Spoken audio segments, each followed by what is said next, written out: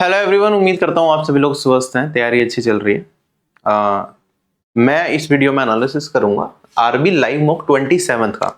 हालांकि ये पिछले हफ्ते का मॉक है, लेकिन उस टाइम पे ना ही मैंने इसे प्रमोट भी किया था और क्लासेस का एनालिसिस भी नहीं लेके आया था, क्योंकि ये हमारे टीचर्स के बीच में कंसेंसस था कि यूट्यूब पे कोई भी क्लासेस नहीं डाली जाएंगी। ठीक है, अभी सभी लोग क्लासेस कर रहे हैं तो हमने भी कंटिन्यू कर दिया है और उसी बेसिस पे पहले मैं पिछले हफ्ते के मॉक का एनालिसिस करूंगा, उसके मैथ्स के सारे सोल्यूशन इस वीडियो में कराऊंगा।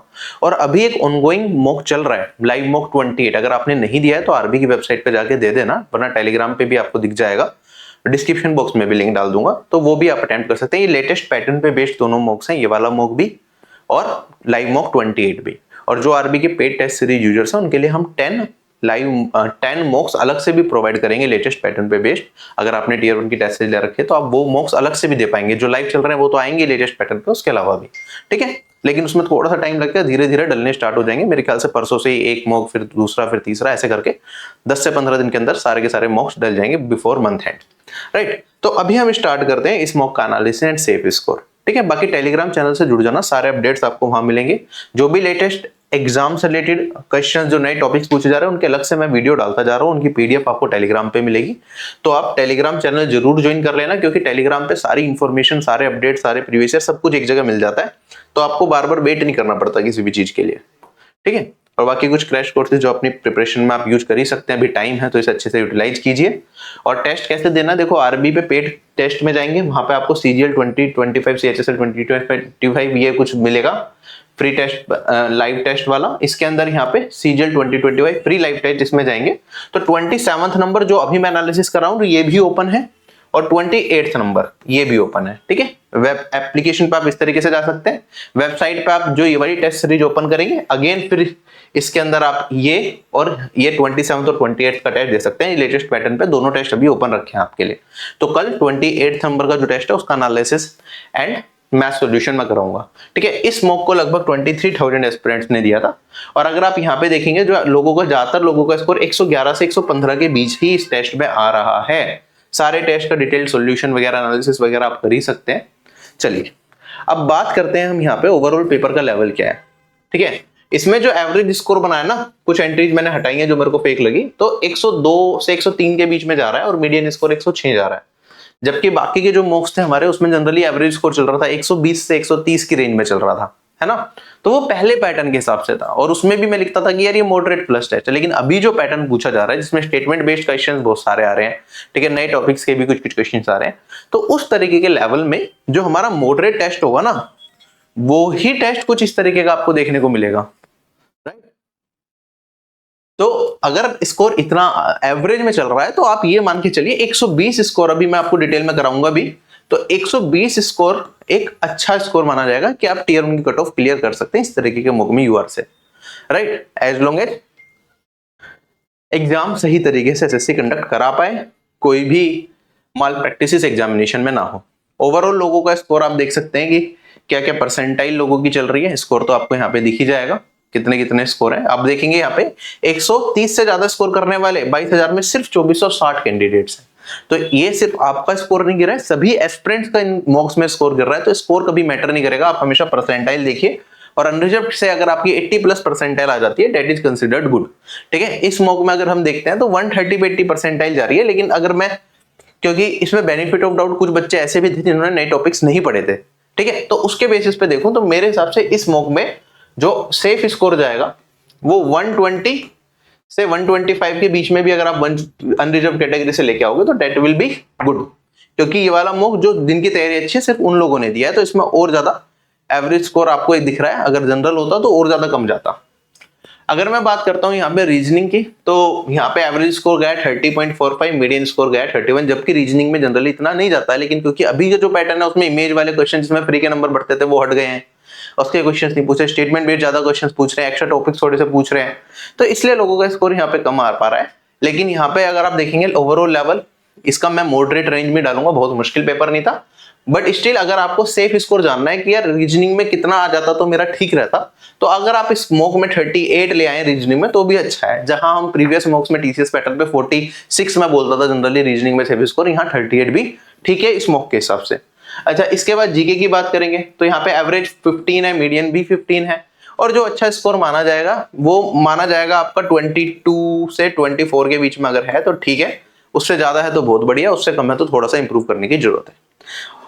इसके बाद अगर हम बात करेंगे यहाँ पे मैथ सेक्शन की, तो मैथ सेक्शन भी ऐसा नहीं है बहुत मुश्किल था, मॉडरेट प्लस था, 20 क्वेश्चन डुएबल थे, 5-6 क्वेश्चन थोड़े ऐसे थे जो थोड़े से टिपिकल थे, लेकिन हुआ क्या ना, देखो टाइम का कंस्ट्रेंट हो गया, टाइम कम है क्योंकि रीजनिंग भी टाइम ले रहा है, जीके भी टाइम ले रहा है, इंग्लिश भी टाइम ले रहा है, तो मैथ्स का अगर पेपर इजी भी आता है तो वो भी आपको क्योंकि कम टाइम में करना है, टाइम कम रह गया है तो वो भी मुश्किल लगेगा, मॉडरेट पेपर हार्ड लगेगा, इजी पेपर मॉडरेट लगेगा, तो ये वाला सिनेरियो है। तो इसमें जो एवरेज स्कोर गया, हालांकि 24 के आसपास एवरेज मार्क्स लोगों के आ रहे हैं, लेकिन सेम पेपर अगर मैं टीसीएस पैटर्न में सेम क्वेश्चन डालता तो यहाँ पे जो एवरेज स्कोर था ये 28 से 30 तक इस मॉक में चला जाता, क्योंकि टाइम की कमी रही इसलिए एवरेज स्कोर इसमें भी गिर गया, तो ओवरऑल लेवल मॉडरेट प्लस ही है। और अगर हम इसके अंदर देखते हैं तो जो मेरे हिसाब से ठीक ठाक स्कोर माना जाएगा वो अगर आप 35 तक ले आते हैं, 35 34 तक भी, इससे अबव आपका मार्क्स है मैथ्स में, तो डेट्स गुड, ठीक है। और ऐसे ही अगर हम इंग्लिश की बात करें तो एवरेज स्कोर यहाँ पे 34 है, मीडियन स्कोर 35 है, जो ठीक ठाक स्कोर माना जाएगा वो 42 के आसपास रहेगा, इसका लेवल मॉडरेट या मॉडरेट माइनस हम कह सकते हैं, ठीक है। तो ओवरऑल जो सेफ स्कोर है, ठीक है, ये लोएस्ट रेंज रखी है मैंने, ठीक है, ये लोअर रेंज है। अब इसमें +4 तक भी, जैसे 120 लिखा है यहाँ पे, तो इस वाले मॉक में 120 से 124 मान सकते हैं आप, यहाँ पे 120 तक, यहाँ 118 तक, यहाँ 101 तक और यहाँ पे 92 तक। अगर इस रेंज में आपका स्कोर आया है तो आपकी प्रिपरेशन ठीक चल रही है, अपने ऊपर डाउट मत कीजिए और जो नए टॉपिक्स मैंने कराए हैं उन्हें पढ़ते रहिए। अभी तक जितने भी मॉक्स हुए हैं टोटल 27 मॉक्स, उनका एनालिसिस आपको यहाँ पे दिखेगा, ठीक है। 28 मॉक भी अभी लाइव है, आप जाके आरबी की वेबसाइट पे या एप्लीकेशन पे दे सकते हैं, ठीक है। और अगर आपको लगता है प्रिपरेशन के लिए अगर टेस्ट सीरीज की जरूरत है, क्योंकि अब 1 महीना मिल गया आपकी, हो सकता है प्रिपरेशन पूरी हो रखी हो, तो आप अच्छे तरीके से टेस्ट लगा सकते हैं। अब जो टॉपिक वाइज टेस्ट हैं ये काफी ज्यादा मदद करते हैं, क्योंकि इसमें सारे के सारे टॉपिक्स आपके कवर हो जाते हैं, जिसमें आपको सिलेक्टिवली लिमिटेड क्वेश्चंस के साथ आप उनकी अच्छे से प्रैक्टिस कर सकते हैं, जिससे कि आपका उस पर्टिकुलर टॉपिक में कॉन्फिडेंस बढ़ सके, ठीक। बाकी तो एक कॉम्बो टेस्ट है, इट्स अप टू यू, ठीक है। अभी चीजें बदल रही हैं, मैं बस ये कहूंगा कि ज्यादा से ज्यादा प्रैक्टिस करिए, क्योंकि चीजें वही हैं लेकिन पूछने का तरीका बदला जा सकता है, ठीक है। और जो नए टॉपिक्स हैं वो तो हम अलग से कर ही रहे हैं, जैसे कि पहला सवाल जो हमने जो पेपर बनाया ना, इसमें भी थोड़ा वैरायटी रखने की कोशिश करिए, ऐसा नहीं रखा कि बिल्कुल सिमिलर तरीके का पैटर्न जो पूछता जा रहा है बार बार वही पूछ लिया। We try to create some different questions for you, जिससे कि आपका माइंड खुले, और स्टार्टिंग में हमने थोड़े मुश्किल डाले, बाद में थोड़ा इजी कर दिया। तो चलो स्टार्ट करते हैं क्वेश्चंस को, एक एक करके सारे क्वेश्चंस का सॉल्यूशन हम करेंगे। सबसे पहला कहता है कि हमारे पास ना 800 स्टूडेंट्स हैं इंस्टीट्यूशन में, जिसमें से कुछ ने म्यूजिक को और कुछ ने डांस को लर्न किया, और 30% टोटल में से दोनों को लर्न किया। तो टोटल में कह रहा हूं यहाँ पे कितने हैं, 800 स्टूडेंट्स हैं। तो मैं मान लेता हूँ ये म्यूजिक को लर्न करने वाले लोग हैं और ये डांस को लर्न करने वाले लोग हैं, दोनों तरीके से। और जो दोनों को लर्न कर रहे हैं वो कितना है इसका, 30%। 30% किसका, टोटल का। इसका 30% निकालूंगा तो ये वाली वैल्यू कितनी आ जाएगी, 28 3 24, तो ये हो गया 240, ठीक है। आगे कहता है कि नंबर ऑफ स्टूडेंट्स जो डांस को लर्न करते हैं वो ट्वाइस हैं जो म्यूजिक को लर्न करते हैं, तो डांस को लर्न करने वाले म्यूजिक के ट्वाइस हो गए, ये मैं लिख सकता हूं। आगे कहता है कि जो कुछ भी लर्न नहीं कर रहे वो 40 कम है उन स्टूडेंट से जो दोनों को लर्न कर रहे हैं, तो 240 दोनों को लर्न कर रहे थे, जो कुछ भी लर्न नहीं कर रही है एम्प्टी स्पेस में, तो ये 240 माइनस 40 ये हो जाएगा मेरे पास 200। हमें क्या बताना है, हमें बताना है कि कितने स्टूडेंट्स ने म्यूजिक को लर्न किया।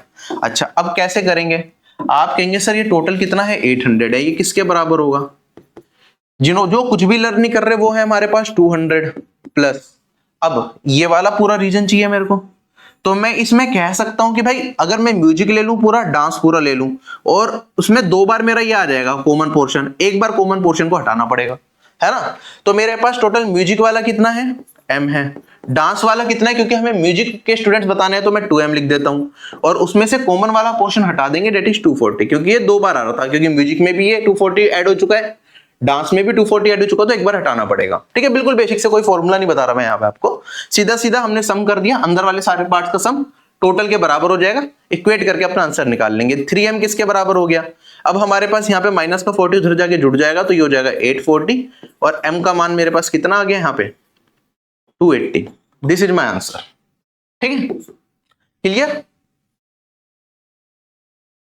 अब अगला सवाल हमारे पास क्वेश्चन में कहता है कि एक स्टूडेंट है, उसने एवरेज निकाला 22 डिजिट नंबर्स का। जब नंबर्स को कॉपी कर रहा था तो उसने बाई मिस्टेक एक नंबर को उसके डिजिट इंटरचेंज करके लिख दिया, जिसकी वजह से एवरेज क्या हो गया, 2.7 लेस हो गया किससे, करेक्ट आंसर से। ठीक है, तो हमें बताना है difference of the digits of the number in which he made mistake. ठीक, अच्छा, तो अगर मैं बात करूं, मान लो एक नंबर मेरे पास है एक्स वाई और हमने उसकी डिजिट इंटरचेंज कर ली, तो वो बन जाएगा वाई एक्स। 2 डिजिट के नंबर को कैसे रिप्रेजेंट करते हैं, 10x प्लस वाई ऐसे लिख सकता हूं। जैसे मान लो मेरे पास नंबर है 24, तो क्या मैं इसे 2 इंटू 10 प्लस 4 ऐसे रिप्रेजेंट करता हूं। ये यूनिट प्लेस पे, टेंस प्लेस पे तो 10 से मल्टीप्लाई, ऐसे 100 प्लेस पे कुछ होता तो उसमें 100 से मल्टीप्लाई, है ना, ऐसे लिखते हैं। अब जो नई डिजिट बनी, नया नंबर बना इंटरचेंज करके, वो क्या बनेगा, 10y प्लस एक्स। ठीक है, अब जो नया नंबर बना उसकी वजह से क्या हुआ, हमने नए नंबर को यूज किया कि एवरेज में 2.7 का डिफरेंस आ गया। अच्छा, टोटल में कितने का डिफरेंस आएगा, क्योंकि ये 2.7 बटा कितने में होगा, 20 के 20 नंबर में, तो टोटल में डिफरेंस आएगा हमारे पास 2.7 इंटू 20। तो मैं कह सकता हूं कि जो पुराना नंबर था और जो हमने गलती से इंटरचेंज करके नंबर बना दिया, इनका डिफरेंस किसके बराबर हो जाएगा, ये बराबर हो जाएगा इसके। मेरे को क्या बताना है, इनके डिजिट का डिफरेंस। तो आप यहां पे अगर सोल्व करेंगे तो मैं कहूंगा यहां पे 10x में से x घटेगा 9x, और यहां पे y में से 10y को घटाऊंगा तो 9y माइनस का, तो 9 को कॉमन ले लिया, ये x माइनस वाई आ गया, और ये मेरे पास इसमें मल्टीप्लाई करूंगा तो 54, और x माइनस वाई का मान कितना आ गया मेरे पास, 6 आ गया। तो डिजिट का डिफरेंस कितना हो गया हमारे पास, 6 हो गया। क्लियर है क्वेश्चन सभी लोगों को या नहीं। नेक्स्ट क्वेश्चन हमारे पास, क्वेश्चन में कहता है कि एक शॉपिंग मॉल में ना ये फुल 4 स्कीम दी जाती हैं कस्टमर को डिस्काउंट देने के लिए। कहता है कि 2 सक्सेसिव डिस्काउंट ले लो 15% के, एक डिस्काउंट 20% का, उसके बाद एक डिस्काउंट 10% का, एक 2 सक्सेसिव डिस्काउंट 17 और 30% के, सिंगल डिस्काउंट 30% का। ठीक है, किस केस में सेलिंग प्राइस मिनिमम होगा ये बता दूं। देखो हमें पता है यहाँ पे 15 के 2 लूंगा, 15 पर जमा 15 कितना होता है, 30 होता है। यहाँ पे भी 20 और 10 30 बन जाएगा, 17 और 13 30 बन जाएगा, सब में लग रहा है। और यहाँ पे एक सिंगल डिस्काउंट है हमारे पास 30%। तो अगर हमें सेलिंग प्राइस मिनिमम करना है तो डिस्काउंट को मैक्सिमम करना पड़ेगा। तो यहाँ पे तो हमें सीधा सीधा डिस्काउंट 30% का दिख ही रहा है। बाकी सब केसेस में अगर मेरे को 2 डिस्काउंट दिए जाते हैं सक्सेसिव में, A% और B%, तो मैं कहता हूं जो नेट डिस्काउंट होता है वो होता है A plus B minus A B divided by 100%, है ना। तो अब ये सब में कुछ नेगेटिव फैक्टर आएगा, क्योंकि A प्लस बी तो सब में 30 बन रहा है। तो जो डिस्काउंट होगा ओवरऑल ये क्या होगा, कम होगा किससे, 30% से। तो हम डायरेक्टली देख के बता सकते हैं कि स्कीम 4 में क्या होगा, सेलिंग प्राइस मिनिमम होगा। क्वेश्चन हो गया खत्म। क्वेश्चन पढ़ते पढ़ते मार्क करने वाला क्वेश्चन था, बिल्कुल भी टाइम नहीं लगना चाहिए इस तरह के क्वेश्चन में। ये वाला क्वेश्चन थोड़ा सा अच्छा था, जिन लोगों ने ट्रिग्नोमेट्री अच्छे से पढ़ रखी है उन वो इजीली कर सकते थे इसे।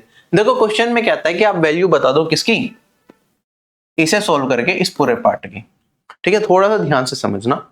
अच्छा, अगर हम इसे ध्यान से देखें तो ये मेरे पास 10 345 है, 10 300 है, 10 350 है, 305 है। अगर आप 350 को 360 से भी कंपेयर करें तो 10 10 बचेगा, है ना। मतलब वो वाली चीज आ जाएगी हमारे पास कि 360 में से हमने इसे घटा दिया तो 10 डिग्री, मतलब डिफरेंस 360 में 10 का ही है। यहाँ पे 15 का है, यहाँ पे 60 का है, और यहाँ पे 55 का है। क्या हमें कोई रिलेशनशिप पता है, क्या मेरे को इनका कोई मान पता है, 55 का, 10 का, 15 का, 60 का? नहीं। तो हम डायरेक्टली 360 से कंपेयर करके नहीं कर सकते, लेकिन यहाँ पे हम एक काम जरूर कर सकते हैं। क्या काम कर सकते हैं वो ध्यान से समझिएगा मेरी बात, कि हमने एक प्रॉपर्टी पढ़ी हुई है। प्रॉपर्टी क्या होती है, प्रॉपर्टी ये होती है कि अगर मेरे पास a प्लस बी बराबर हो जाए 180n plus 45, where n is a whole number. Whole number क्या होते हैं, जो 0 1 2 कुछ भी रख दो। अगर इस फॉर्म में दे रखा हो तो मेरे पास फॉर्मूला होता है 1 प्लस 10a इंटू में 1 प्लस 10b, ये होता है मेरा 2 के बराबर। पढ़ाई क्वेश्चन हमने बहुत करे हुए, इसमें प्रीवियस ईयर में भी कई बार आ चुकी है प्रॉपर्टी, है ना। तो उसी पे बेस्ड ये सवाल बन रहा है। अच्छा, आप कहोगे कि सर इसका प्रूफ करा दो, तो मेरे को प्रूफ कराने की में भी कोई दिक्कत नहीं है। मैं आपको फटाफट से इसका प्रूफ करा देता हूं, फिर क्वेश्चन करने में तो टाइम लगना ही नहीं है। ठीक है, अगर यहां पे हम देखते हैं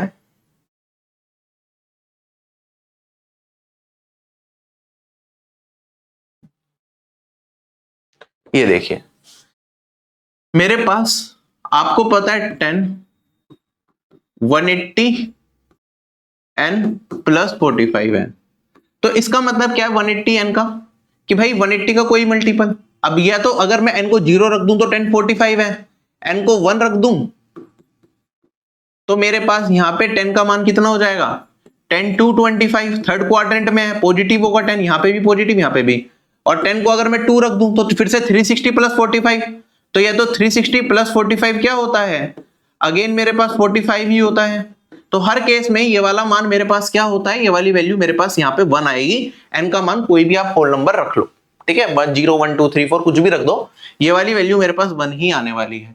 अच्छा, अगर मैं अब यहाँ पे फॉर्मूला लगा लेता हूँ, ये 10 180 n plus 45, 10a plus b का फॉर्मूला क्या होता है हमारे पास,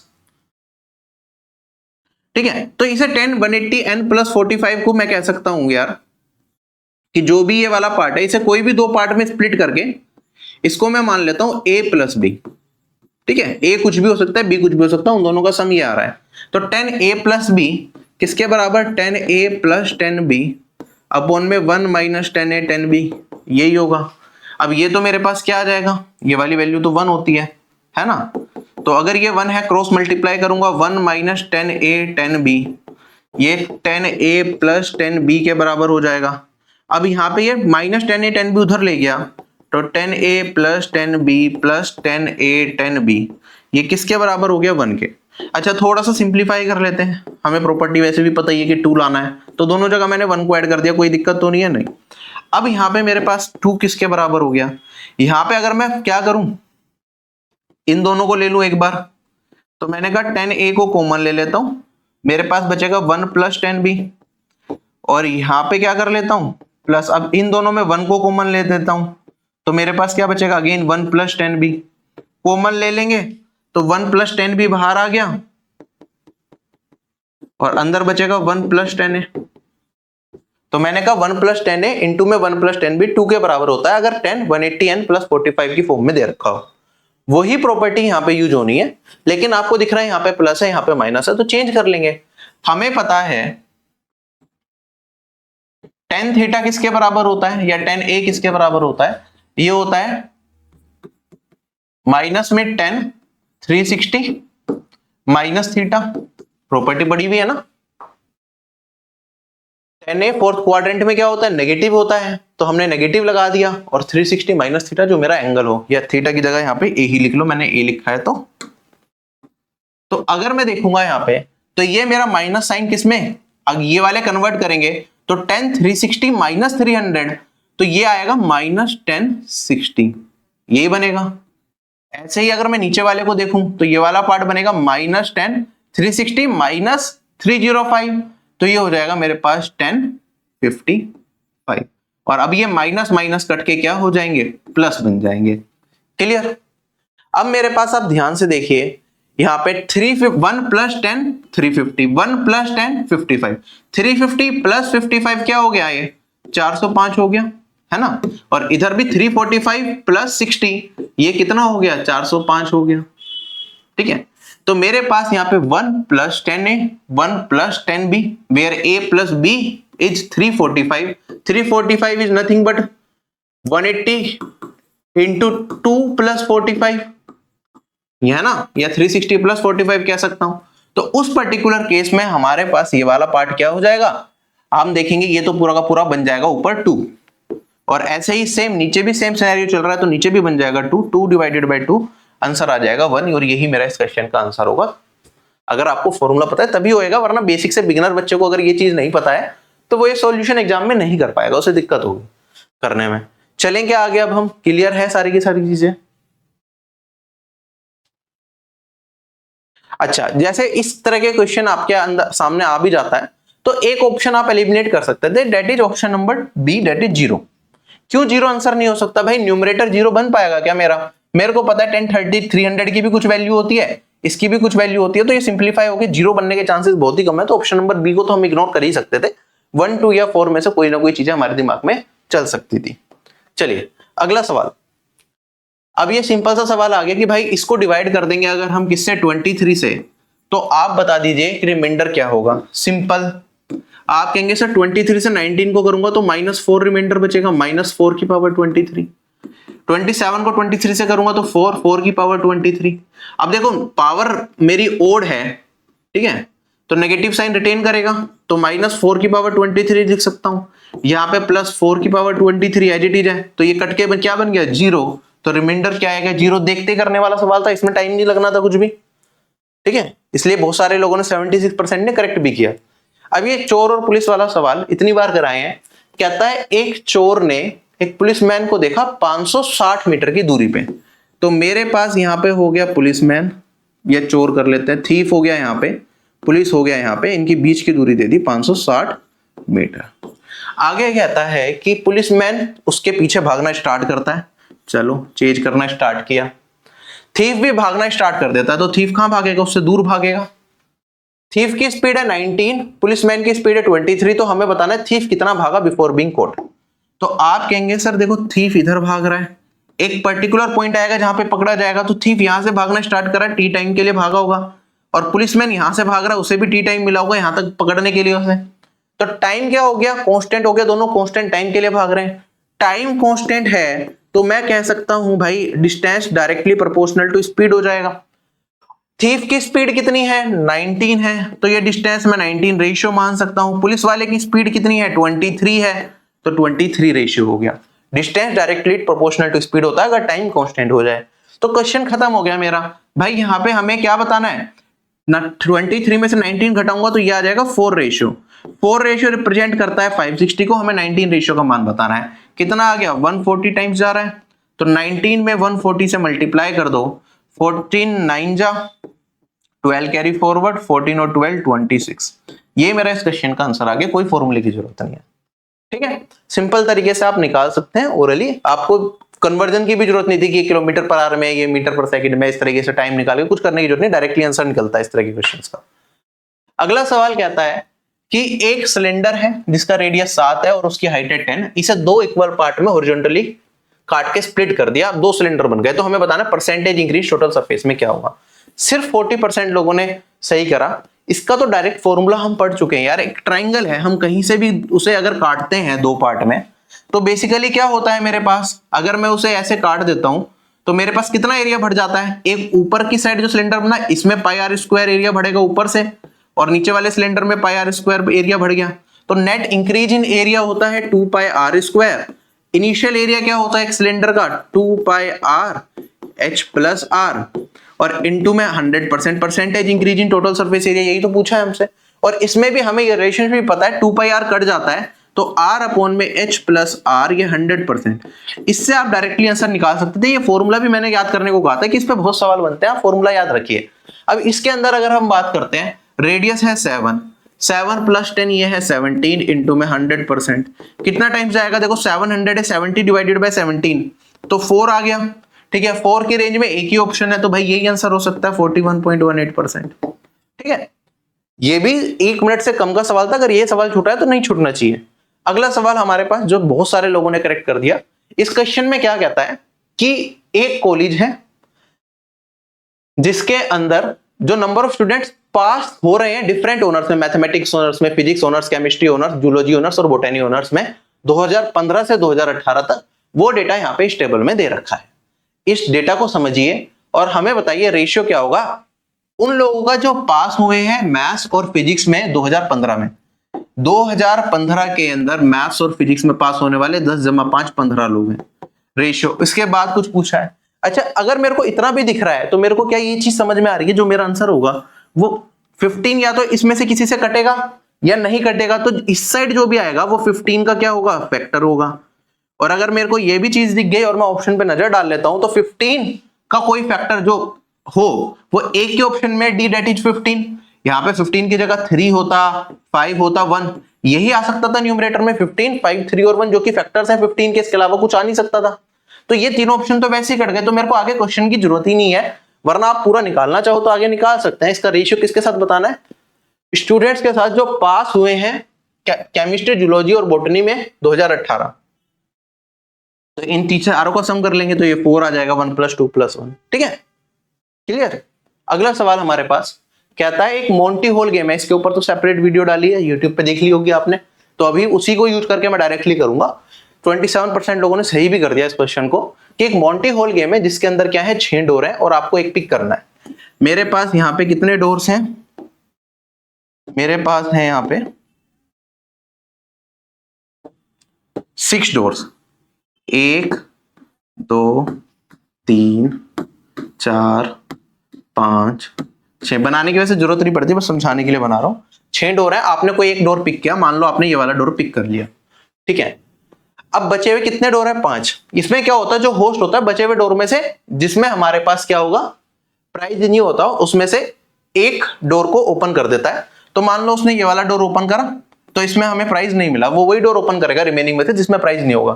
फिर उसने अगेन क्या करा, एक और डोर ओपन करा, उसमें गोट निकल गई या कोई प्राइस नहीं मिला, बात एक ही है, तो एक और खाली हो गया। तो हमें बताना है कि अगर जो पर्सन है वो यहां से स्विच करके बाकी के रिमेनिंग 3 डोर्स में चला जाता है, तो उसकी odds in favour of winning, उसके जीतने के फेवर में कितने ओड्स होंगे, ठीक है। तो कैसे सोल्व करेंगे, हमने इसमें मोंटी होल प्रॉब्लम में ये चीज समझी थी कि भाई हम इसे 2 पार्ट में पूरे डेटा को स्प्लिट कर लेते हैं।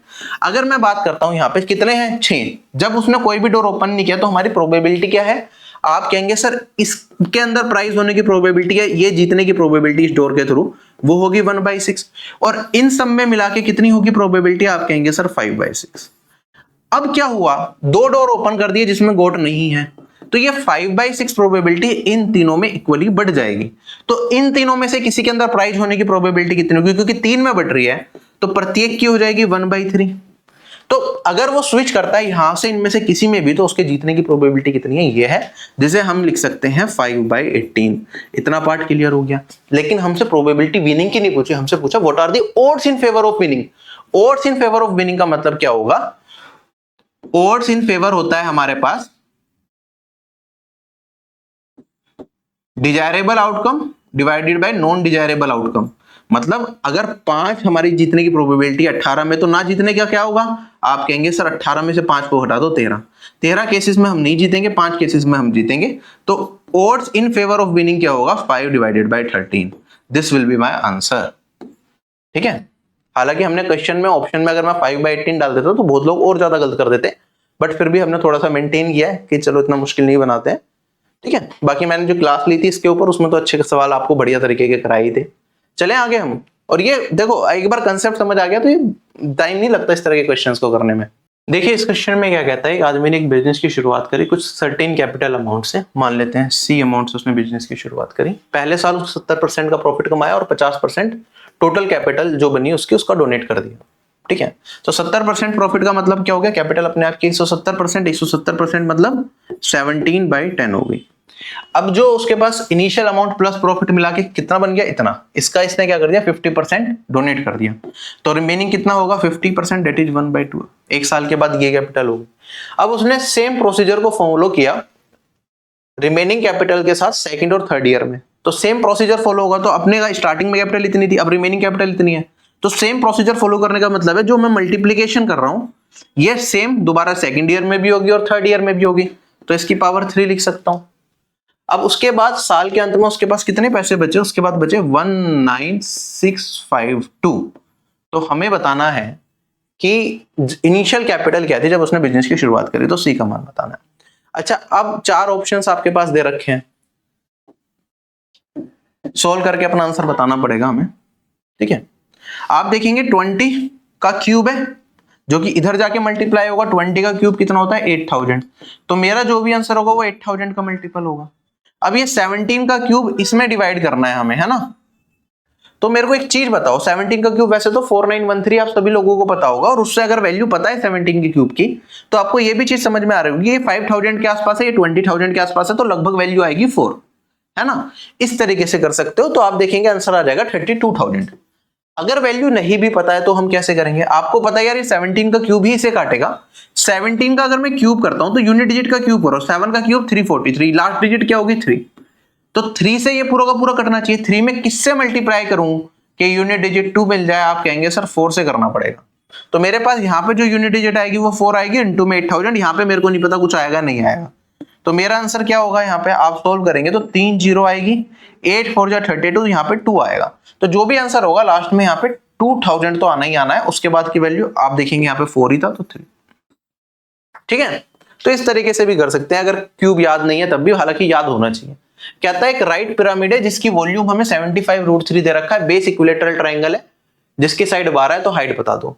वॉल्यूम ऑफ अ पिरामिड क्या होता है, 1/3 इंटू में एरिया ऑफ बेस इंटू में हाइट, यही होता है। और ये हमें दे रखा है 75√3। बेस क्या है, इक्विलेटरल ट्राइंगल है जिसकी साइड 12 है, तो एरिया क्या हो जाएगा, एरिया ऑफ इक्विलेटरल ट्राइंगल होता है √3/4 इंटू में side square that is 12 into में 12 और इंटू में हाइट कर दूंगा तो मेरा 75√3 मेरे को मिलना चाहिए। सोल्व कर लो, क्वेश्चन खत्म हो गया। ये काफी लोगों ने करा भी है। ठीक है, √3 से √3 एलिमिनेट हो जाएगा आपका, 3 4 जा 12 एलिमिनेट हो गया। 75/12 करना है तो आप देखेंगे 6 जा और फिर 1/4 25, ये आंसर आएगा। चले, ठीक है, एक यूनिट डिजिट आपने 6 भी निकाल लिया था खाली, मतलब 6 टाइम्स जाएगा। अगर मैं 75 को 12 से डिवाइड करूंगा तो option number A he correct हो सकता था। अगला सवाल हमारे पास कहता है आरव के पास ना कुछ स्वीट्स हैं, ये एनटीपीसी में आया था। इसने ये डिस्ट्रीब्यूट करे अमंग 36 चिल्ड्रन, फिर उसके बाद क्या रह गए, 7 स्वीट्स रह गए। उसने अगर वो सारे स्वीट्स को डिस्ट्रीब्यूट करता 42 चिल्ड्रन में तो उसके पास, और 42 और 49 चिल्ड्रन में तो उसके पास 13 और 20 स्वीट्स रह जाते हैं। अगर वो उसे 59 चिल्ड्रन में डिस्ट्रीब्यूट करता तो उसके पास कोई भी स्वीट नहीं रहते। तो हमें बताना है कि नंबर ऑफ स्वीट्स जो आरव के पास थे वो किस रेंज में लाई करेंगे। 4 ऑप्शन दे रखे हैं। मेरे को एक चीज पूरी स्टेटमेंट में ये समझ में आ रही है कि भाई उसके पास अगर 59 चिल्ड्रन में वो बांटता है तो सारे के सारे क्या हो जाते हैं, स्वीट्स उसके बढ़ जाते हैं, कुछ बचता नहीं है। तो जो भी मेरे पास उसके पास टोटल स्वीट्स हैं वो 59 का मल्टीपल होगा। 4 ऑप्शन भी दे रखे हैं तो आप 15 का मल्टीपल का इस्तेमाल करके क्वेश्चन को सोल्व कर सकते हैं। आप देखेंगे 15 का मल्टीपल किस में पड़ेगा, हमें रेंज भी समझनी पड़ेगी। जो ऑप्शन है क्या बहुत दूर दूरी पे है, अगर दूरी पे होंगे तो फिर हम नहीं कर पाएंगे। ठीक है, क्योंकि हो सकता है 2 से 1 से ज्यादा ऑप्शन ऐसा हो जिसमें 59 का कोई मल्टीपल आ रहा हो और हमारा आंसर ना मिल पाए। अगर मैं इसमें इसकी हाईएस्ट रेंज देखूं तो सबसे बड़ा नंबर इनमें कौन सा दिख रहा है आपको, 878810 दिख रहा है सबसे बड़ा नंबर। और अगर मैं सबसे छोटा नंबर ढूंढने की कोशिश करूं तो 8756 दिख रहा है। ठीक है, और इन दोनों के जो बीच में गैप है वो भी 54 है ना, और हमारा जो नंबर है वो 59 का मल्टीपल है। तो इन दोनों के बीच में क्या एक ही नंबर ऐसा होगा जो हमारा 59 से डिविजिबल होगा। तो मेरे को अब रेंज समझ में आ गई। तो सबसे बड़े वाले नंबर से स्टार्ट कर लो। मेरे पास है 8810, मैं इसे डिवाइड करता हूं 59 से और जो रिमाइंडर आएगा उसे घटा देंगे। तो 59 1 जा 59 हो गया मेरे पास, और यहां पे मेरे पास 9 291। ये कितने टाइम्स जाएगा, 4 टाइम्स जाएगा, 5 टाइम्स नहीं जा पाएगा। तो 236 हो गया, और यहां पे मेरे पास वैल्यू बचेगी 5 और ये 5 और 0। अब कितने टाइम्स जाएगा, अब तो 9 टाइम्स चला जाएगा। ठीक है, 9 टाइम्स जाएगा अगर, तो मेरे पास 59 590 में से घटा देंगे तो मेरे पास 31। तो 19 मेरे पास क्या आ गया, रिमाइंडर आ गया। मतलब मेरे को 19 इसमें से क्या करना पड़ेगा, घटाना पड़ेगा जिससे कि ये डिविजिबल हो जाए 59 से। इसमें 19 घटाऊंगा तो ये वाली वैल्यू आएगी मेरे पास 8791। और 8791 किस रेंज में पड़ रहा है भाई, इसमें पड़ रहा है, और किसी में तो नहीं आ रहा, ये देख लो।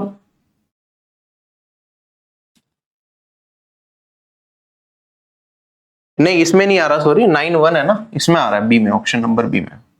तो ये मेरा क्या होगा इस क्वेश्चन का आंसर। बेसिक से करना चाहें तो बेसिक से बहुत लंबा तरीका है इस क्वेश्चन को करने का।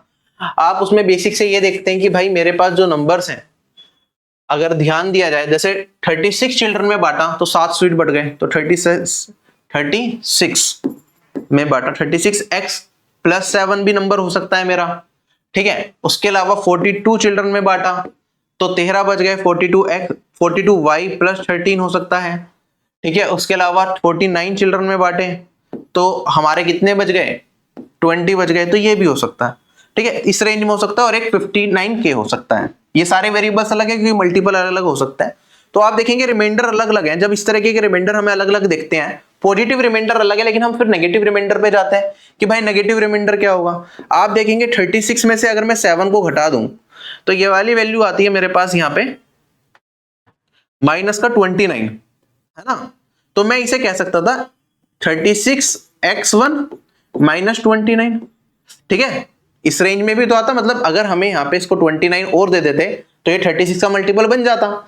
तो मैं कह सकता हूं कि मेरा नंबर क्या है ये। ऐसे ही यहाँ पे अगर मैं देखूं 42 में से 13 को घटाऊंगा तो 29, तो यहाँ पे मेरे पास ये 42y1 माइनस 29 भी हो सकता है मेरा नंबर। और ऐसे ही जहां पे x1 क्या है 36, x1 है x प्लस 1, ऐसे y1 है y प्लस 1, ऐसे 49 z प्लस 20 है, इसका गैप भी मेरे पास कितना है, इसमें से घटाऊंगा तो 29, तो मैं कह सकता हूँ 49 z1 माइनस 29। तो मेरा इस फॉर्म में आंसर आ रहा है। तो मेरे पास अगर वो इन तीनों से डिविजिबल है तो हम कहेंगे यार माइनस 29 तो हैगा ही नेगेटिव रिमाइंडर। अगर मैं इन तीनों का एलसीएम ले लूं 36, 42 और 49 का, और इसमें किसी एक कॉमन वेरिएबल से मल्टीप्लाई कर दूं से m, ठीक है, तो मेरा नंबर इस फॉर्म में होगा और साथ में 59 से डिविजिबल भी होगा। तो सबसे पहले आप एलसीएम लेंगे, फिर m का कोई मान रखेंगे ऐसा जिससे कि वो 59 से डिविजिबल हो जाए, तब आपको अपनी वैल्यू मिलेगी। और उसमें भी हो सकता है उसको कोई मल्टीपल आपको चाहिए हो जो इस रेंज में लाई करे। तो इट्स अ कॉम्प्लिकेटेड प्रोसेस, तो आप डायरेक्टली अपना दिमाग लगाएं और ऑप्शन की मदद से क्वेश्चन को सोल्व करें। अगला सवाल हमारे पास, हमें बताना है अगर मेरे पास प्रिंसिपल अमाउंट 1 लाख रुपए है और मैं इसे 1 साल के लिए कंपाउंड इंटरेस्ट पे 12% की दर पे दे दूं, जहां पे कंपाउंडिंग हाफ ईयरली बेसिस पे हो, तो कितना अमाउंट बनेगा। तो आप कहेंगे सर 12% को साल भर का है तो 6 महीने का कितना, 6%, इसका आधा हो गया 6%। 6% का 2 बार ब्याज लग रहा है तो इफेक्टिव कितना हो जाएगा, आप कहेंगे सर ये होगा 6 plus 6 plus 6 into 6 divided by 100। तो ये वाली वैल्यू आ गई मेरे पास 12.36। हालांकि ये वैल्यू हमें पता भी होती है कि 6% का 2 बार लगाएंगे तो 12.36 बनता है। तो इसका 12.36, अगर 1 लाख का मैं 12.36 निकालूंगा, तो अगर मेरे को अमाउंट बताना है तो कोई भी चीज अपने आप का 100% होता है। 12.36% ब्याज जोड़ दूंगा 1 लाख में, तो ये वाली वैल्यू क्या हो जाएगी मेरे पास 112.36% करना पड़ेगा। आप कहेंगे सर यहाँ पे परसेंटेज हटाऊंगा तो 2 जीरो एलिमिनेट हो गई, ये पॉइंट हटाऊंगा तो 2 और जीरो एलिमिनेट हो गई, तो 11236 ये मेरा क्या आ जाएगा, इस क्वेश्चन का आंसर आ जाएगा। ये पूरा बेसिक से लिख दिया, वरना आपको तो पता ही आसान तरीका कि आपने 12.36 देखा तो आपको पता 112.36 आएगा, तो 11236 डायरेक्टली इधर मिल रहा है, तो यही आंसर होगा ना यार। विदाउट पेन करने वाला सवाल था। अगला सवाल हमारे पास कहता है एबीसी क्या है, एक ट्राइंगल है जिसके अंदर डी एक पॉइंट है बीसी के ऊपर, कुछ इस तरीके से दे रखा है कि हमारे पास बीसी क्या है 18 है, बीडी हमारे पास 13 है, और एडीसी ये वाला एंगल और ये वाला एंगल हमारा पूरा का पूरा बड़ा एंगल, ये दोनों एंगल बराबर दे रखे हैं। तो हमें बताना है कि एसी का मान क्या होगा। कैसे करते हैं इस तरह के क्वेश्चन में, जब एक ट्रायंगल में एक लाइन ड्रॉ करके 2 एंगल इक्वल हो जाए, सिमिलैरिटी लगाते हैं, मल्टीपल टाइम्स पूछ चुके हैं। आप देखेंगे 18 है, ये 13 है, तो यहाँ पे 18 माइनस 13 ये 5 आ गया, डायरेक्टली दिख रहा है। अब 2 ट्रायंगल सिमिलर निकलेंगे, कौन कौन से निकलेंगे आप देख सकते हैं। आप कहेंगे सर अगर मैं ये वाला ट्रायंगल ले लूं तो इसका ये वाला कोण, अब ये पूरे बड़े ट्रायंगल की बात करें क्योंकि इस कोण के बराबर है ना, तो एक ये एंगल हो गया, और इस छोटे वाले ट्रायंगल में ये वाला एंगल, और ये पूरे बड़े ट्रायंगल में एबीसी में ये वाला एंगल कॉमन आ गया, तो 2 ट्रायंगल सिमिलर निक जाएंगे। मैं लिख देता हूं आपके लिए एडीसी ट्रायंगल किसके बराबर सिमिलर हो जाएगा, यहां पे हमारे पास एडीसी ट्रायंगल सिमिलर हो गया हमारे पास बी ए सी के, ठीक है, जिसमें एंगल डी बराबर हो गया एंगल ए के, सी कॉमन हो गया। अगर 2 ट्रायंगल सिमिलर हो जाते हैं तो कोरस्पोंडिंग साइड्स का रेशियो क्या हो जाता है, इक्वल हो जाता है। तो हम डायरेक्टली रेशियो निकालेंगे। हमें क्या चाहिए, एक्स का मान चाहिए। छोटे वाले ट्रायंगल में एक्स किसके सामने है भाई, इसके सामने है, ये वाले एंगल के, और इसके कोरस्पोंडिंग इक्वल एंगल बड़े वाले ट्रायंगल में ये है, तो इसके सामने वाली साइड क्या होगी, आप कहेंगे सर ए बी सी होगी। तो मैं कहूंगा x/18 किसके बराबर हो गया। अब ये देखो छोटे वाले ट्रायंगल में मेरे को ये वाली चीज तो मिल गई थी, अब ऐसे ही छोटे वाले ट्रायंगल में एक और एंगल देखो जिसके सामने वाली साइड हमें पता हो, तो मैं कह सकता हूं यार ये वाला एंगल जो कि ए एंगल है छोटे वाले ट्रायंगल के हिसाब से, इसके सामने वाली साइड कौन सी है 5, ये हमें दिख रही है, और बड़े वाले ट्रायंगल में ए के कोरस्पोंडिंग है एंगल बी, इसके सामने वाली साइड क्या है x है अगेन, तो ये हो गया x। सोल्व करेंगे x स्क्वायर किसके बराबर है, 18 5 जा कितना हो गया 90, और x का मान 9 से तो 3 बाहर आ जाएगा रूट लेने पे और 10 अंदर रह जाएगा। ये मेरा क्या आ जाएगा, इस क्वेश्चन का आंसर आ जाएगा। ठीक है, ये चीजें मैंने एक एक करके लिख के बता दी। कुछ लोग इसके लिए फॉर्मूला भी याद करके रखते हैं। ठीक है, हालांकि मैं फॉर्मूलेस पे कभी ज्यादा फोकस नहीं करता हूँ जब, क्योंकि इस तरह का सवाल कई बार एग्जामिनेशन में आता है। अगर आपको फॉर्मूला याद रखना है इस तरह के क्वेश्चन का तो आप इजीली रख सकते हैं कि भाई फॉर्मूला मेरे पास क्या होता है, अगर ये वाला एंगल दे रखा है इक्वल, तो उस पर्टिकुलर केस में ये पूरी साइड BC और ये इसका और इसका प्रोडक्ट किसके बराबर होता है, ये बराबर होता है इसके स्क्वायर के। तो कह सकता हूं एक्स स्क्वायर मेरा बराबर होता है यहाँ पे BC इंटू में CD। याद रख सको तो रख लो। ठीक है, क्योंकि SSC में पहले तो कई बार पूछते थे, अब ख्याल इस बार तो पैटर्न चेंज है, लेट्स सी इस टाइप के आते हैं नहीं आते, बट याद होगा तो इजीली कर लोगे। यही चीजें पूछता है, कई बार क्या दे देगा, ये वाली वैल्यू दे देगा, ये वाली वैल्यू पूछ लेगा और ये टोटल ये दे देगा, तो आप ये रिलेशनशिप यूज करके निकाल सकते हैं।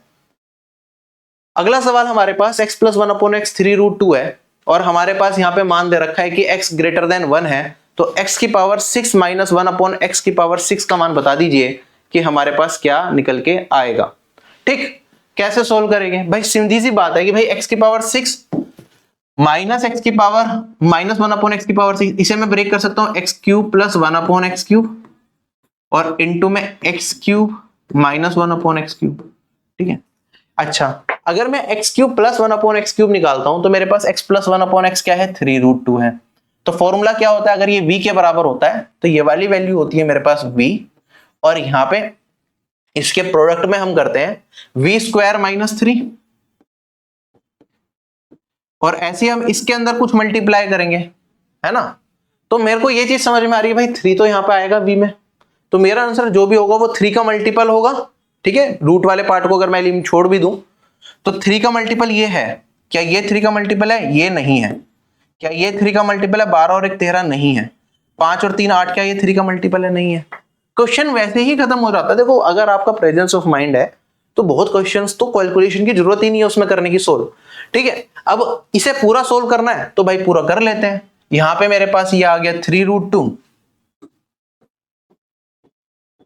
और उसके बाद यहां पे ये स्क्वायर है, सॉरी 9 2 18 - 3 ये हो जाएगा 15। ठीक है, अब इनटू में x³ - 1/x³ के लिए मेरे को पहले x - 1/x निकालना पड़ेगा, जो कि होता है मेरे पास रूट में plus minus this square -4, plus से माइनस में जा रहे हैं, तो 3√2 का स्क्वायर माइनस में 4, तो आप कहेंगे सर 18 - 4 रूट में 14 आ गया। अब 14 क्योंकि यहाँ पे x मेरा क्या है, ग्रेटर देन 1 है, तो इस केस में ये क्या होगा, बड़ी वैल्यू होगी किससे, 1/x से, तो ये क्या देगा, सिर्फ पॉजिटिव रिजल्ट। अगर ये आ गया तो यहाँ पे फॉर्मूला, अगर x - 1/x ये दे रखा होता है तो हमारा फॉर्मूला होता है उस केस में v' मान लेता हूं इसे मैं, तो v' का स्क्वायर प्लस 3, तो हम कहेंगे यहाँ पे v' है √14 और यहाँ पे 14 + 3 हो जाएगा 17। अब देखो √14 को ब्रेक कर सकते हैं 2 और 7 में, तो √2 बाहर निकल के 2 बन जाएगा, तो 3 × 2 × 15 × 17 इंटू में मेरे पास क्या आ जाएगा, √7। This will be my answer. चले आगे, तो अगर 15 2 जा करेंगे 30, 3 3 9, 17 9 से कितना होता है,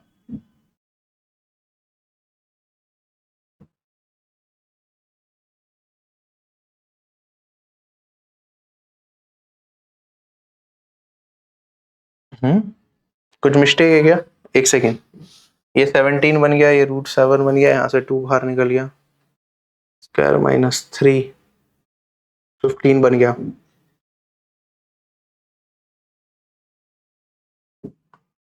एक 0 आ गई, 17 9 जो होता है 153 √7। अच्छा मैंने कैलकुलेशन में थोड़ी सी मिस्टेक कर दी थी, 153 यार ये 8 नहीं है, मैंने सम गलती से 8 कर दिया था 9, तो ये और ये दोनों पॉसिबल थे, इन दोनों में से मेरा आंसर होता। ठीक है, चले आगे। अगला सवाल हमारे पास सिंपल सवाल, अगेन 62% लोगों ने ही सही करा। देखो होगा क्या ना, कुछ बच्चे तो यहाँ पे पहुंच ही नहीं पाए होंगे, इसलिए 62% ने सही सॉल्व करा, वरना ये क्वेश्चन तो बहुत ही ज्यादा आसान है। एक नॉन जीरो नंबर मान लिया हमने, मान लो k है, ठीक है, उसका और उसके स्क्वायर का अगर मैं एवरेज निकालता हूं तो वो 4 टाइम्स है उसी नंबर के, तो हमें नंबर बताना है क्या होगा। आप कहेंगे सर 4 इंटू 2 8k हो गया, यहाँ पे घटाऊंगा तो माइनस का 7k, तो k स्क्वायर माइनस 7k किसके बराबर हो गया, 0 के बराबर हो गया। k को कॉमन ले लिया, k माइनस 7 किसके बराबर हो गया, 0 के बराबर हो गया। और अगर हम देखें तो या तो k 0 हो या ये 0 हो, k 0 हो नहीं सकता क्योंकि नॉन जीरो नंबर हमें दे रखा है, तो k माइनस 7 ही 0 के बराबर होगा और k का मान आ जाएगा 7। ठीक है, अगला सवाल हमारे पास, एक ट्राइंगल दे रखा है ABC जिसके अंदर एंगल A को हमें क्या दे रखा है, ये x डिग्री का दे रखा है। BE और CF क्या है, दो परपेंडिकुलर हैं AC और AB पे। BE और CF H पॉइंट पर इंटरसेक्ट करते हैं। अब HBC का एंगल बाइसेक्टर बनाओ, HCB का एंगल बाइसेक्टर बनाओ, तो वो जाके मिलते हैं T पॉइंट पे। BTC 140 दे रखा है, तो हमें बताना है कि भाई x का मान क्या होगा। सिंपल तरीके से कर लेंगे, अगर आपने फिगर बन गई है तो फिर तो कुछ है ही नहीं इसमें। आप यहाँ पे ध्यान दीजिए कि अगर मैं इस ट्राइंगल को देखूं तो इस ट्राइंगल का ये क्या है, एंगल बाइसेक्टर जहां पे मिल रहा है इन सेंटर है। ये वाला एंगल ये किसके बराबर होता है, अगर ये वाला एंगल मेरे पास क्या है, h है, तो हम कहते हैं ये होगा मेरे पास 90 प्लस h/2, ये प्रॉपर्टी होती है। तो 90 से कितना ज्यादा है, ये 50 ज्यादा है, तो h/2 किसे रिप्रेजेंट करेगा, 50 को, तो h का मान कितना हो जाएगा, ये 100 हो जाएगा। अगर h का मान यहाँ पे 100 आ गया हमारे पास, अब पूरे वाले ट्राइंगल को देख लो, इस पूरे बड़े ट्राइंगल को देखो, इसके अंदर ये वाली लाइन ऐसे जा रही, ये ऐसे जा रही, परपेंडिकुलर है ये, तो आप कहेंगे सर ये 100 है तो ये वाला एंगल भी 100 हो जाएगा। और इस ट्राइंगल में देख लो, अब क्वाड्रिलेटर बन रहा है बेसिकली, ये 90 90, ये 100, इसका मान क्या होगा, चारों का सम क्या होना चाहिए, 180 डिग्री होना चाहिए क्वाड्रिलेटर में, तो 90 प्लस 90 180, तो इन दोनों का सम भी क्या होना चाहिए, 180 होना चाहिए। तो x प्लस 100 180 है, तो x का मान क्या हो जाएगा, 180 माइनस 100, और ये आगे, या तो इस तरीके से देख लो, वरना आप इस तरीके से भी देख सकते थे कि भाई ये वाला पॉइंट क्या होगा, ये होगा मेरा ऑर्थो सेंटर, जहां परपेंडिकुलर टकराए वो पॉइंट क्या कहलाता है, लंब केंद्र कहलाता है, ऑर्थो सेंटर कहलाता है। और अगर ये ऑर्थो सेंटर है तो आप कहेंगे सर ये वाले एंगल और ये वाले एंगल का सम 180 डिग्री हम पढ़ते हैं, तो उससे भी कर सकते थे, आपके ऊपर है। अगला सवाल हमारे पास कहता है कि by what number should the fourth proportional of this should be multiplied to get the third proportional of this. ठीक है, कोई भी दो नंबर का अगर मेरे को थर्ड प्रोपोर्शनल बताना है तो वो क्या होता है, अगर ये a है ये b है, तो थर्ड प्रोपोर्शनल होता है b square divided by a। तो मैं कहूंगा इसका थर्ड प्रोपोर्शनल होगा मेरे पास 32 इंटू में 32 डिवाइडेड बाय 16। कहता है कि इसका जो फोर्थ प्रोपोर्शनल है उसमें क्या मल्टीप्लाई कर दूं कि ये बन जाए। तो अब फोर्थ प्रोपोर्शनल कैसे निकालते हैं, अगर मेरे पास नंबर है a b c और इसका फोर्थ प्रोपोर्शनल है d, तो हम कहते हैं d किसके बराबर होता है, ये होता है bc डिवाइडेड बाय a। तो bc अगर मैं यहाँ पे मल्टीप्लाई करूंगा तो 8 इंटू में 24 डिवाइडेड बाय a क्या है 6। इसमें क्या मल्टीप्लाई कर दूं कि मेरे पास जो रिजल्ट आए वो ये बन जाए। सोल्व करके अपना आंसर बता दो। ठीक है, अगर हम सोल्व करेंगे यहाँ पे तो यहाँ पे 8 से जाएगा 4 जा 4 से काटूंगा तो 6 और 6 से ये 6 एलिमिनेट, यहां से काटूंगा तो ये 2, तो k का मान कितना आ गया, 2 आ गया। ठीक है, मन मन में काटा करो, एक एक चीज ऐसे नहीं लिखना है यहाँ पे, पहले इससे यहाँ से 8 से काट रहे हैं 32 तो 4 लिख रहे हैं यहाँ पे, फिर 4 काट के इधर लिख रहे हैं कि भाई 6 आ गया, फिर 6 से 6, एक मन में रखो ना, एक कैलकुलेशन छोटी सी, तो टाइम बचेगा। देखिए क्वेश्चन में क्या दे रखा है हमारे पास, एक 12 हेक्टेयर की फील्ड है जो 3 आदमी 4 औरतें 5 बच्चे मिलकर 12 दिन में रीप करते हैं। ठीक है, जिनकी कटाई करते हैं। अगर एक आदमी की वीमेन की और चाइल्ड की कैपेबिलिटी का रेशियो 6:5:3 है, तो हमें बताना 18 हेक्टेयर फील्ड को रीप करने के लिए 7 आदमी 5 औरतें और 13 बच्चों को कितना टाइम लगेगा। किस तरीके से करते हैं, बेसिक तरीके से आप लेके चलिए कि मेरे पास कितने लोग हैं, 3 आदमी हैं, 4 औरतें हैं और 5 बच्चे हैं। एक आदमी की एफिशिएंसी में मान लेता हूं कि हमारे पास क्या है 6x है, एक वीमेन की एक दिन का काम आप मान सकते हैं यहाँ पे क्या है 5x है या एफिशिएंसी, और एक बच्चे का एक दिन का काम हम मान सकते हैं कि 3x। ठीक है, ये सारा काम करेंगे तो एक दिन में मैं मान सकता हूं कि इतना हेक्टेयर लैंड वो क्या कर देंगे, कट कर देंगे। ठीक है, और अगर ये 12 दिन तक काम करेंगे तो टोटल कितना लैंड कट कर पा रहे हैं, कितना लैंड रीप कर पा रहे हैं ये, तो यह है 12 हेक्टेयर के बराबर। तो हमारे पास एक इक्वेशन तो ये बन गई। अब क्वेश्चन में कहता है कि अगर हमारे पास 7 आदमी हो 5 औरतें हों और 13 बच्चे हों, तो एक दिन में कितना काम करेंगे? आप कहेंगे सर 6x ये करता है, ये 5x करता है और ये काम करता है 3x। टी टाइम में मान ले एक दिन का काम इतना हो गया, टी टाइम में कितना काम कर लेंगे? 12 हेक्टेयर लैंड, 18 हेक्टेयर लैंड करवाना है काम, रीप करवाना है, तो 18h ये आ गया। सोल्व करके हमें बताना है कि आंसर क्या होगा, हमें टी का मान बताना। आप देखेंगे x तो सब जगह कॉमन आ रहा है एफिशिएंसी वाला, ये बस समझाने की दृष्टि से लिख दिया, लिखने की जरूरत नहीं थी। अगर मैं डिवाइड कर देता हूं तो आप देखेंगे ये x ना कॉमन आके कट जाएगा, तो मेरे पास वैल्यू क्या बचेगी?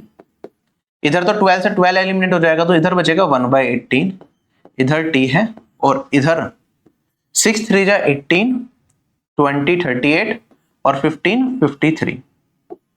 यहां पे मेरे पास 42 प्लस 25 67 प्लस 39 76 106। ठीक है, यहां से काटूंगा 2 से 18 कट जाएगा, तो मेरे पास 9 और टी का मान कितना आ गया? मेरे पास 9 आ गया। ये इस क्वेश्चन का आंसर।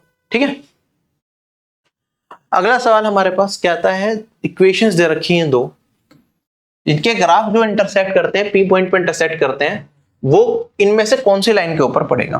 देखो, जब भी हम 2 लाइन बनाते हैं तो कुछ इस तरह की लाइन होती है हमारे पास और वो इंटरसेक्ट कर रहे हैं पी पॉइंट, तो मैं मान देता हूं पी पॉइंट क्या करेगा? दोनों लाइंस पे पड़ेगा, तो दोनों लाइंस की इक्वेशन को सेटिस्फाई करेगा। तो मैं इस पॉइंट को मान लेता हूं पी एक्स कोमा वाई, ये मेरी पहली इक्वेशन है। 5x plus 9y equals to 4, और ये दूसरी इक्वेशन है 6x minus 2y equals to 10। अब जब ये इंटरसेक्ट पी पॉइंट पे करेंगे तो x और y का कोऑर्डिनेट क्या होगा? भाई जो इन दोनों इक्वेशन को सेटिस्फाई करे, क्योंकि ये पॉइंट दोनों पे आ रहा है, तो सोल्व करके x और y की वैल्यू निकाल लेंगे। हम कहेंगे यहाँ पे 5x plus 9y equals to 4 है और 6x minus 2y equals to 10 है।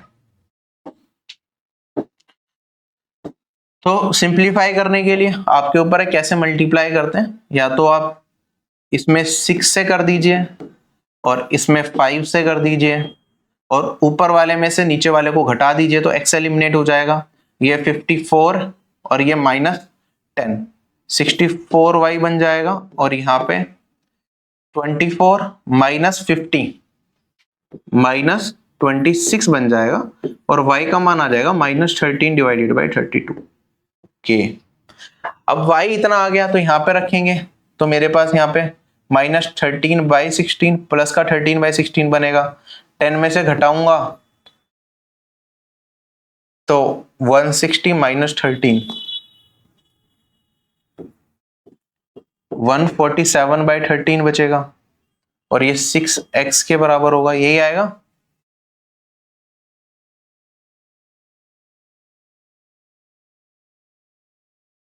हम्म 16, ठीक है, 13/16 उधर गया।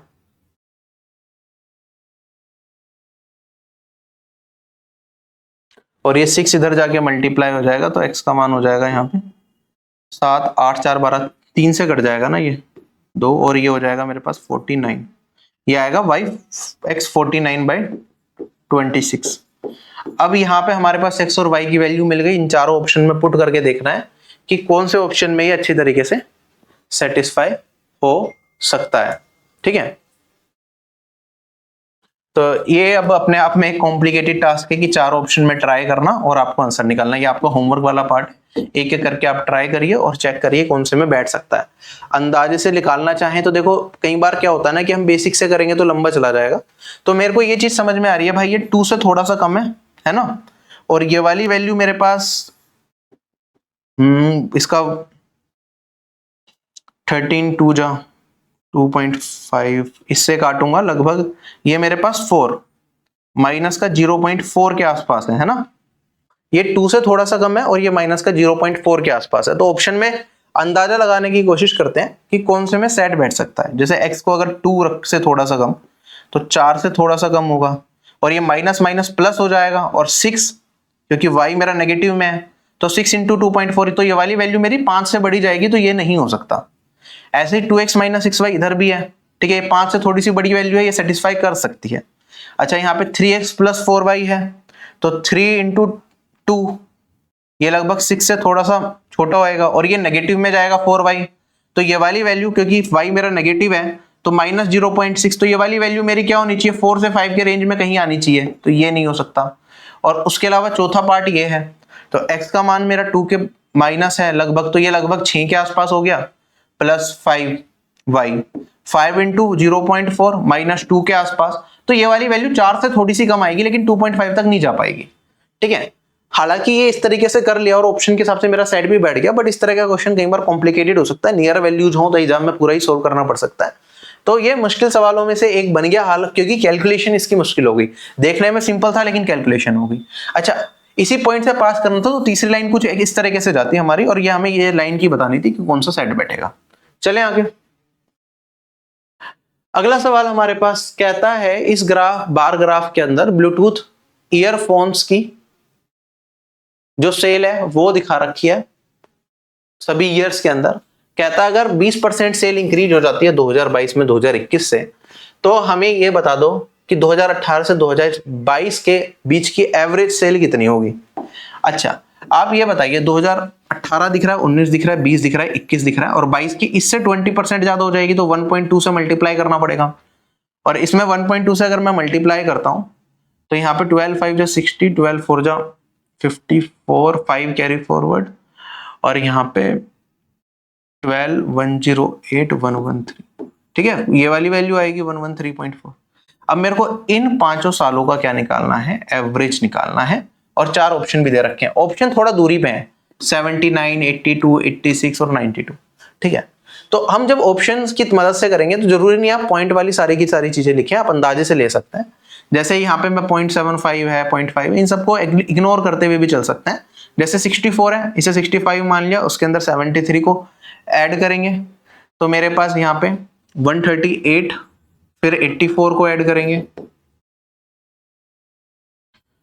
142, 222 और उसके बाद 95 को ऐड कर लेते हैं अगर, तो 320, 317, 330 और 113,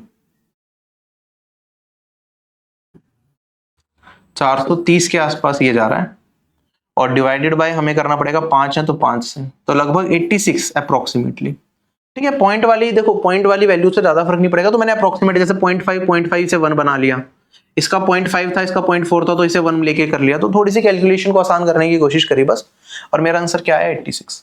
ठीक है, हालांकि जो ये ऑप्शंस दे रखे थे हमें, इसमें हम कुछ ऑप्शंस को एलिमिनेट कर सकते थे, जैसे कि जिनकी उम्मीद कम थी, जैसे यहाँ पे 92 है, 94 वाली एक ही वैल्यू है, फिर उसके ऊपर 20% इंक्रीज करके एक वैल्यू बन रही है, बाकी सारी ज्यादा छोटी वैल्यूज हैं, तो 92 तक पहुंच पाना बड़ा मुश्किल था।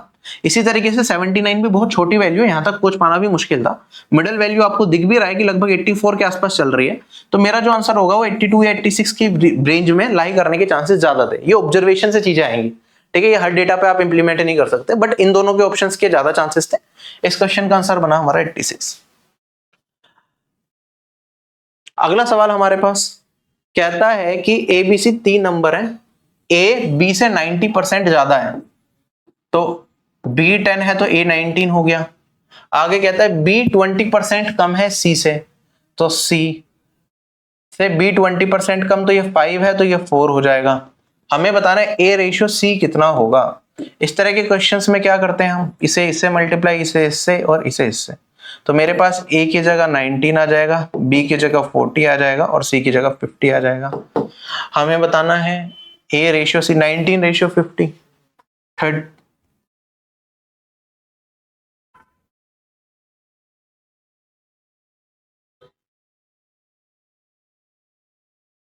19 इंटू 4 है, अच्छा 4 तो मल्टीप्लाई किया नहीं मैंने, तो ये 76 ratio 50, that is 38 ratio 25। This will be my answer. अगला सवाल, 19 का मल्टीपल एक ही था क्या ऑप्शन? 2 ऑप्शन थे 19 का मल्टीपल, इसलिए कंफ्यूजन। चलो ठीक है, इस फिगर में क्या दे रखा है, ए बी डायमीटर दे रखा है, ए बी को आगे बढ़ा दो और एक सी डी कोड है, इसे आगे बढ़ा दो तो ये जाके पी पॉइंट पे मिलते हैं। ठीक है, हमें कुछ मान भी दे रखा है, हमें ये वाला मान 12 दे रखा है, पी डी डी सी 10 दे रखा है और पी बी हमें 10 दे रखा है, तो हमें ए बी का मान बताना है।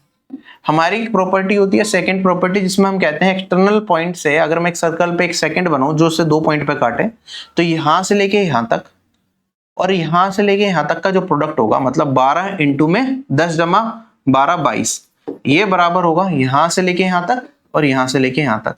तो हमें ए बी का मान बताना है, तो मैं इसे एक्स ही मान लेता हूं। तो 10 इंटू में 10 प्लस एक्स ये आएगा। सोल्व करेंगे तो क्या वैल्यू बनेगी हमारे पास, ऑप्शंस भी दे रखे हैं। तो सबसे पहले तो 22 इंटू 12 करूंगा तो ये वाली वैल्यू आ जाएगी 264। 10 से डिवाइड करूंगा तो 26.4, में से 10 घटा दूंगा तो 14.4। 26.4 में से 10 घटाएंगे तो 16.4। सॉरी, ये हमारा क्या आ गया इस क्वेश्चन का आंसर। जितनी कैलकुलेशन मन में करोगे उतना आसान रहेगा। हमें हाईएस्ट कॉमन फैक्टर बताना है इन सब में। कैसे करेंगे, देखो 2 की पावर, हाईएस्ट कॉमन फैक्टर में क्या होता है कि जो मिनिमम पावर मैक्सिमम पावर जो सब में कॉमन हो, तो 2 की पावर 2 जा रहा है, यहाँ पे 3 जा रहा है, 4 जा रहा है, तो मैक्सिमम पावर जो सब में कॉमन है 2 की पावर 2 तो आ ही रहा है। आगे बढ़ते हैं, 3 की पावर, यहाँ पे 7 है, यहाँ पे 6 है और वहां पे 2 है, तो 3 की पावर 2। 5 की पावर, यहाँ पे 1 है, बाकी दोनों में ज्यादा है तो 5 की पावर 1। और 7 की पावर, यहाँ पे सिंगल 7 है, बाकी जगह पे ज्यादा है तो 7। सोल्व कर लेंगे, देखो 7 5 या 35, एक 2 से कर दूंगा तो 17, और एक 2 बच गया, और 3 का स्क्वायर 9 2 18। 18 इंटू 7 126 और एक 0। अगला सवाल हमारे पास क्लास मार्क्स बताने हैं। अगर हमारे पास इस डेटा की मीडियन इतनी रखी है, मीडियन क्लास के क्लास मार्क्स क्या होते हैं, ठीक है, जिस भी क्लास की हम बात कर रहे हैं उसके upper limit plus lower limit divided by 2। Class marks क्या होते हैं, upper limit plus lower limit. ये पिछले साल जब मेंस का मॉक था तब भी सेम सवाल हमने डाला था, ये क्लास मार्क होता है, ये पता होना चाहिए। तो अगर हम मीडियन क्लास की बात करें, मीडियन है 43, तो मीडियन क्लास कौन सी होगी, जिसके अंदर 43 आ रहा होगा। 43 किसके अंदर आएगा, इस क्लास के अंदर आएगा, तो इसकी अपर लिमिट है 40, सॉरी लोअर लिमिट है 40, अपर लिमिट है 60 डिवाइडेड बाय 2, तो ये हो गया मेरे पास 50। यही इसका class mark of the median class. Class mark of the mode class भी पूछ सकता है, class mark of a particular class भी पूछ सकता है। तो जिस भी क्लास की बात चल रही हो उसकी upper limit plus lower limit divided by 2 कर देंगे तो आपको क्लास मार्क मिल जाएगा। कमेंट सेक्शन में कमेंट करके जरूर बताइए कि ये मॉक आपको कैसा लगा, क्या आपको इससे वैल्यू एडिशन मिली, कुछ नई चीजें आपको सीखने को मिली इस पर्टिकुलर मॉक से, और आपका स्कोर क्या आया इस मॉक के अंदर। पिछले मॉक के कंपेरिजन में इस मॉक में क्या डिफरेंस देखने को मिला, कितने मार्क्स में इंक्रीज या डिक्रीज देखने को मिला, वो बताइए। और कंप्लीट तैयारी के लिए आप अपनी तैयारी करते रहिए। आरबी की कॉम्बो टेस्ट सीरीज आपके लिए हर लेवल पे मदद करेगी। लेटेस्ट पैटर्न के हिसाब से भी इसके अंदर हम टेस्ट जोड़ेंगे। टीयर 1 से पहले जैसे कि मैंने बताया कि 10 नए टेस्ट हम आपको बना के देंगे जो आप अटेम्प्ट कर सकते हैं, ठीक है। और इसके अलावा बाकी तो कंप्लीट तैयारी के लिए ऑफिसर बैच मैथ्स कोर्सेज, वो तो खैर आप या तो आप अगले साल की तैयारी के लिए यूज करेंगे या किसी और एग्जाम की तैयारी के लिए यूज करेंगे या मेंस की तैयारी के लिए यूज करेंगे। प्री के लिए तो स्पेसिफिकली अभी आपको कोर्स की कोई नीड नहीं होगी, ठीक है। अगर आपको लगता है मेंस लेवल तक चीजें करनी है तो आप कोर्सेज के साथ जाके अपनी कंप्लीट प्रिपरेशन आरबी के साथ कर सकते हैं, वरना कॉम्बो टेस्ट सीरीज सभी लोगों के लिए इंपॉर्टेंट रहेगी, तो वो एटलीस्ट टेस्ट लगाएं ज्यादा से ज्यादा, उससे आप बेहतर परफॉर्म करेंगे। अभी आपसे अलविदा लूंगा, bye bye, take care and Jai Hind. क्या आप एसएससी एग्जाम्स की तैयारी कर रहे हैं और कंफ्यूज्ड हैं कैसे प्रिपरेशन करें? देखो, कोई भी कॉम्पिटिटिव एग्जाम अगर आपको निकालना है तो सबसे जरूरी है आपका उसमें हार्ड वर्क, उसके बाद right strategy and right guidance. मैं Shubham Jain, ex GST inspector, जिसने अपने 7 साल के टीचिंग करियर में लाखों बच्चों को ट्रेन किया और उनकी ड्रीम जॉब तक पहुंचने में मदद करी है। मैंने खुद एसएससी सीजीएल एग्जामिनेशन को फर्स्ट अटेम्प्ट में निकाला था, तो I know the best method जिससे कम से कम टाइम में अपन प्रिपरेशन तक कर सकते हैं। आप लोगों के लिए लेके आया हूं ऑफिसर बैच, एक ऐसा बैच जिसमें बेसिक्स टू हाई लेवल सारी चीजें आपको कराई जाएंगी। मैथ्स में उसमें मैं खुद पढ़ाता हूं, साथ ही साथ आपको उसमें एक दिया जाता है टारगेट ग्रुप, जिसमें आप डेली बेसिस पे आपको टारगेट दिए जाएंगे, आपको वो फॉलो करने हैं और आप लिमिटेड टाइम के अंदर अपने कोर्स को कवर कर सकते हैं। साथ ही साथ एक डाउट ग्रुप भी होगा जिसमें मैं खुद अवेलेबल रहूंगा। आप कोई भी क्वेरी अपने डायरेक्टली मुझसे पूछ सकते हैं और अपनी सही गाइडेंस में प्रिपरेशन को आगे ले जा सकते हैं। डिस्ट्रैक्शन फ्री एनवायरनमेंट में आप अपनी कंप्लीट तैयारी करेंगे तो आपके सिलेक्शन के चांसेस ज्यादा बढ़ेंगे। साथ ही साथ कोई भी चीज आप पढ़ते हैं तो उससे रिलेटेड टेस्ट वहां पर अवेलेबल रहते हैं, जिससे आप अपनी परफॉर्मेंस को एनालाइज कर पाए। प्री और मेंस की टेस्ट सीरीज कोर्स के साथ आपको मिलेगी। इसके साथ साथ आपके लिए एक एड ऑन भी है, जो लोग स्टेट एग्जाम्स की प्रिपरेशन करते हैं, जैसे जिसमें हिंदी पूछा जाए, स्टेनोग्राफी की कुछ बच्चे प्रिपेयर कर रहे होते हैं, या फिर कंप्यूटर कुछ एग्जाम्स में पूछा जाता है, तो उसकी क्लासेस भी हमने ऑफिसर बैच के अंदर इंक्लूड कर दिया है, मैथ्स, इंग्लिश, जीके, रीजनिंग के साथ साथ। तो एक कोर्स में आपकी कंप्लीट प्रिपरेशन हो जाएगी। आप लोगों के लिए एक ऑफर भी है, अगर आप एग्जाम 10 कोड यूज करेंगे तो आपको 10% का डिस्काउंट मिल जाएगा ऑफिसर बैच के ऊपर। अगर आप इंडिविजुअल सब्जेक्ट्स के कोर्सेज लेना चाहते हैं तो these are also available at very affordable prices, तो आप you can enrol in those courses as well. Jai Hind.